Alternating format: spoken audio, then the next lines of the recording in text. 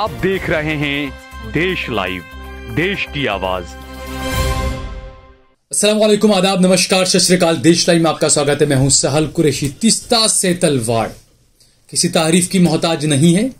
Supreme court से इन्हें अंतरिम जमानत मिली थी, उसके बाद में वो बाहर थी। लेकिन आज गुजरात हाई कोर्ट ने इस मामले पर सुनवाई की और गुजरात हाई कोर्ट ने तीस्ता सेतलवाड़ की जमानत अर्जी को खारिज कर दिया है और साथ ही फैसला सुनाया है कि तीस्ता सेतलवाड़ को जल्द ही कोर्ट में या पुलिस के सामने अपना सरेंडर करना पड़ेगा। ये मामला जो है दोस्तों, क्योंकि गुजरात 2002 के दंगों से जुड़ा हुआ मामला है। तीस्ता सेतलवाड़ को क्यों गिरफ्तार किया गया था, क्या क्या मामले हुए थे, कब उन्हें जमानत मिली, किस तरीके से निचली अदालत ने उनकी जमानत अर्जी को खारिज कर दिया और एक बार अब जो है वो हाई कोर्ट में जमानत अर्जी जो दी गई थी उसको खारिज कर दिया गया। इसके साथ ही एक बार फिर से तीस्ता सेतलवाड़ पर गिरफ्तारी की तलवार लटकने लगी है। इस बारे में हम आपको विस्तार से बताएंगे, लेकिन उससे पहले अगर आपने हमारा चैनल देश लाइव सब्सक्राइब न किया हो तो हमारे चैनल को जरूर सब्सक्राइब कर लें। सोशल मीडिया के तमाम प्लेटफॉर्म्स पर, फेसबुक पर, ट्विटर पर, इंस्टाग्राम पर आप देश लाइव के पेज को जरूर फॉलो करें, सब्सक्राइब करें।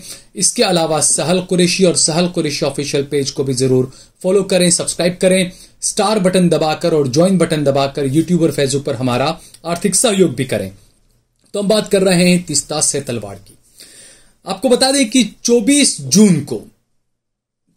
जून 2022 को जो कांग्रेस के सांसद थे एहसान जाफरी, जिन्हें जलाकर मार दिया गया था 2002 के दंगों के वक्त, तो 24 जून 2022 को उनकी पत्नी जकिया जाफरी की एक अर्जी को सुप्रीम कोर्ट ने खारिज कर दिया था। जैसे ही वो अर्जी खारिज हुई, 25 जून को अहमदाबाद की जो क्राइम ब्रांच से जुड़ी हुई एक शाखा है उसने 25 जून को Ahmedabad detection of crime branch की एक एफआईआर पर गुजरात पुलिस ने तीस्ता सेतलवाड़ को मुंबई से गिरफ्तार कर लिया। ये जल्दबाजी आप देखिए। 24 को सुप्रीम कोर्ट से फैसला आता है, 25 को अहमदाबाद की जो क्राइम ब्रांच से जुड़ी एक शाखा है वो एफआईआर दर्ज कराती है और उसके बाद में मुंबई से 2 ही दिन के अंदर ही तीस्ता सेतलवाड़ को गिरफ्तार कर लिया जाता है, अहमदाबाद लाया जाता है। वीएस हॉस्पिटल, जिसे एसवीपी या वड़ियाल साराभाई हॉस्पिटल भी कहते हैं, वहां पर उनका जो भी टेस्ट वगैरह करवाना था वो सब करवाया गया। और उसके बाद उन्होंने वहां पर पुलिस पर आरोप भी लगाए थे कि पुलिस ने उनके साथ ने ज्यादती की या धक्का मुक्की की या जो भी। बहरहाल गिरफ्तार जब उन्हें किया गया तो उसके साथ ही जो पूर्व आईपीएस अधिकारी थे आरबी श्री कुमार को भी गिरफ्तार किया गया था। इन लोगों पर आरोप था कि जो 2002 में जो दंगे हुए, जो इतने लोग मारे गए, उसमें जो है वो तत्कालीन मुख्यमंत्री नरेंद्र मोदी को फंसाने की साजिश रची गई। उनके साथ ही राज्य सरकार के कई अधिकारियों को फंसाने की साजिश रची गई और साथ ही साथ बीजेपी के कई आला नेताओं को फंसाने की कोशिश कर रही थी तीस्ता सेतलवाड़। यह आरोप लगाया गया। आरोप पत्र में तमाम चीजें शामिल की गई और उन्हें गिरफ्तार किया गया। उसके बाद अहमदाबाद जब लाए, 30 जुलाई 2022 को अहमदाबाद की एक सत्र अदालत ने तीस्ता और श्री कुमार की जमानत याचिकाएं खारिज कर दी थी। उसके बाद सुप्रीम कोर्ट ने पिछले साल 2 सितंबर को सामाजिक कार्यकर्ता तीस्ता सेतलवाड़ को अंतरिम जमानत दे दी और यह कहा कि गुजरात हाई कोर्ट में आपकी जो जमानत अर्जी है उस पर जब तक फैसला नहीं हो जाता तब तक आपको अंतरिम जमानत दी जाती है और तब तक जो है वह आप अपना पासपोर्ट अहमदाबाद की निचली अदालत में जमा करवा दे। यानी कि 2 सितंबर 2022 से तीस्ता सेतलवाड़ जेल से बाहर थी, क्योंकि सुप्रीम कोर्ट ने उन्हें अंतरिम जमानत दे रखी थी। और जब कोर्ट ने 2 सितंबर को तीस्ता सेतलवाड़ को जो जमानत दी थी, सुप्रीम कोर्ट ने जब ये कहा कि आप पासपोर्ट जमा करा, तो उसके बाद में 3 सितंबर 2022 के दिन तीस्ता सेतलवाड़ जेल से बाहर आ गई थी और उसके बाद आज तक वो जेल से बाहर थी। यानी 3 सितंबर 2022 से आज आप देखिए 1 जुलाई 2023 कोर्ट से जेल से बाहर थी तीस्ता सेतलवाड़। लेकिन जो गुजरात हाई कोर्ट ने उसने आज फैसला सुनाया कि तीस्ता सेतलवाड़ की जमानत अर्जी खारिज की जाती है और इसके साथ ही यह भी कहा कि तीस्ता सेतलवाड़ को फौरन ही सरेंडर करना होगा। हालांकि इस मामले के अंदर जो तीस्ता सेतलवाड़ के जो वकील थे उन्होंने हाई कोर्ट से दरखास्त की कि आप जो फैसला सुना रहे हैं, आपका जो फैसला है 1 महीने तक कम से कम आप इस पर ब्रेक लगाने का, ऐसा कुछ उन्होंने मांग की थी। ताकि सुप्रीम कोर्ट में, मतलब यही होता है कि भाई इस फैसले को आप 1 महीने तक थोड़ा सा वो करें ताकि सुप्रीम कोर्ट में जाने का रास्ता बना रहे। हालांकि वैसे भी रास्ता तो बना रह सकता है, लेकिन अभी जो फैसला सुना है कि फौरन सरेंडर करना पड़ेगा, यानी कि तीस्ता सेतलवाड़ पर जो तलवार है गिरफ्तारी की वो लटक रही है। भले ही सुप्रीम कोर्ट से उन्हें अंतरिम जमानत मिली थी, तो यह कानूनी दांवपेच होते हैं दोस्तों कि अंतरिम जमानत सुप्रीम कोर्ट से मिली, अब हाई कोर्ट से जो फैसला आया, अब सुप्रीम कोर्ट में दोबारा जाना पड़ेगा क्या तीस्ता सेतलवाड़ को? इतना वक्त है क्योंकि गिरफ्तारी उनकी होगी, उन्हें सरेंडर करने का कहा गया है। अब देखना यह है कि तीस्ता सेतलवाड़ सरेंडर करती है या जिस तरीके से सुप्रीम कोर्ट के एक फैसले के दूसरे ही दिन गुजरात पुलिस इन्हें पकड़ने के लिए पहुंच गई थी मुंबई, तो क्या ऐसा अब भी होगा? आज 1 जुलाई को 2023 को गुजरात हाईकोर्ट ने फैसला सुनाया जमानत अर्जी खारिज करने का, तो क्या आज रात में ही या कल ही क्या गुजरात की पुलिस पहुंच जाएगी महाराष्ट्र मुंबई तीस्ता सेतलवाड़ को गिरफ्तार करने के लिए, या तीस्ता सेतलवाड़ क्या खुद ही सरेंडर करेंगी? क्योंकि अब मामला एक बार फिर से सुप्रीम कोर्ट की झोली में जाएगा।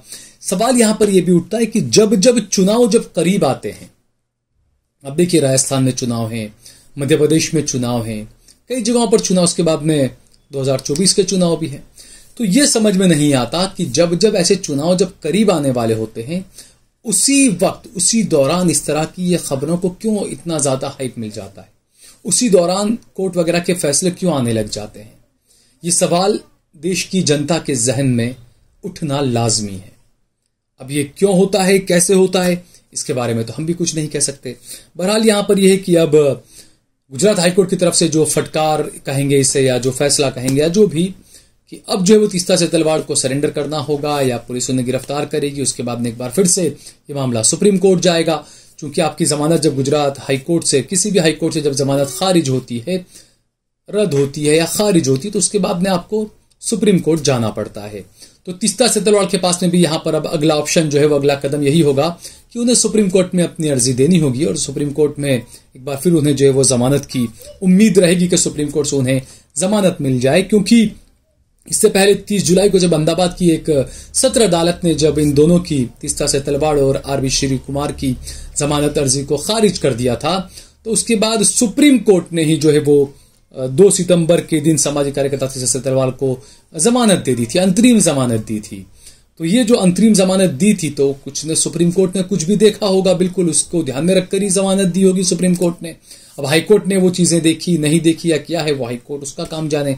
हम यहां पर कोर्ट के किसी फैसले पर टीका टिप्पणी नहीं कर रहे हैं, लेकिन ये कानूनी जो चीजें वो मैं आपको बता रहा हूं कि निचली अदालत में जब होता है तो आप हाईकोर्ट जाइए, हाईकोर्ट में जब होता है उसके बाद आप उसको चले सुप्रीम कोर्ट में कर सकते हैं।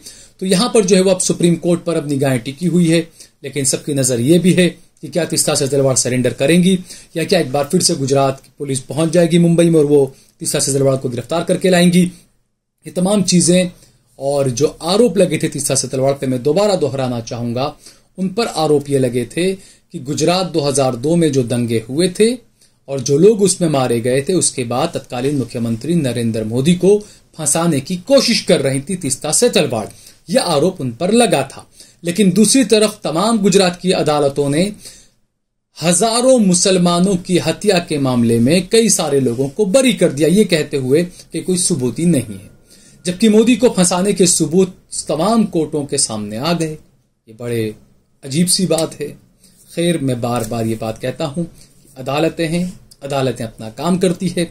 जो जज बैठे होते हैं उन्हें भी पता होता है कि हम जज हैं दुनिया के अंदर, ऊपर जाके हमें भी एक पालनहार के सामने खड़ा होना है, हमें अपने दिए हुए फैसलों पर जवाब देना है।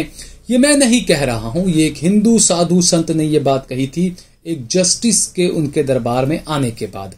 तो ये तमाम चीजें तमाम जजों को भी ध्यान में रखनी चाहिए कि मरने के बाद आपको भी एक पालनहार के सामने जाकर खड़ा होना है, आपको अपने हर एक फैसले पर वहां से फैसला सुनना बचा हुआ है। इस बारे में आप सभी को सोचना चाहिए। बहरहाल गुजरात दंगों का जो जिन है इतनी आसानी से दब जाने वाला या खत्म हो जाने वाला नहीं है। कानूनी प्रक्रिया ऐसी होती है, 30-30 साल बाद, 40-40 साल बाद, 60 साल के बाद में भी लोगों को सजा होती है। इसलिए ये कहते हैं कि उम्मीदों पर तो दुनिया कायम है। अगर आपको ये वीडियो पसंद आया हो तो इस पर कमेंट करिए, इसे लाइक करिए, इसे ज्यादा से ज्यादा शेयर करिए। अगर आपने हमारा चैनल देश लाइव सब्सक्राइब न किया हो तो हमारे चैनल को जरूर सब्सक्राइब करिए।